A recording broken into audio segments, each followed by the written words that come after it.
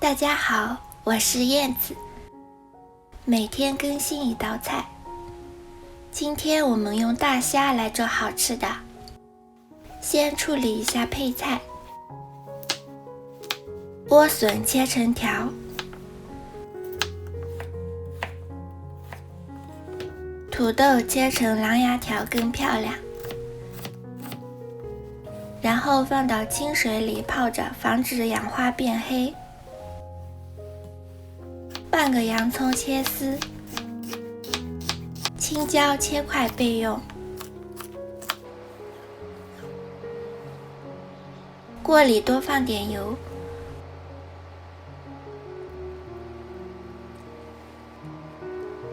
放入大虾，煎炸到出油。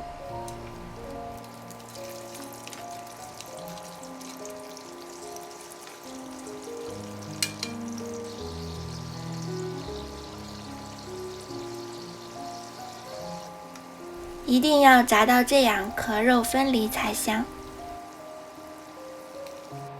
其他配菜也要过一下油炸熟。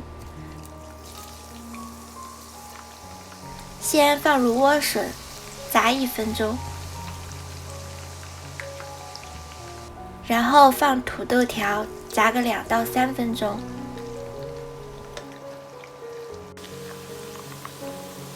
土豆有淀粉会粘锅，记得要最后放。锅里留点底油，半块火锅底料，放入香叶、桂皮，炒出辣味，炒到火锅底料融化，然后放入洋葱、青椒，翻炒均匀。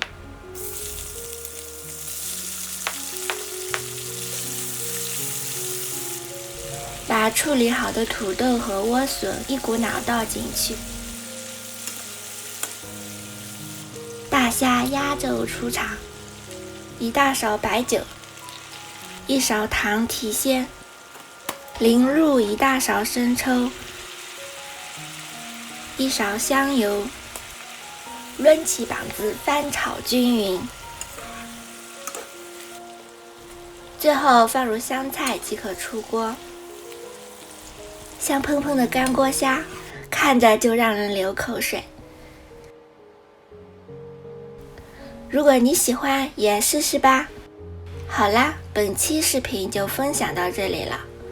喜欢我的视频就关注我吧，每日为您更新一道菜。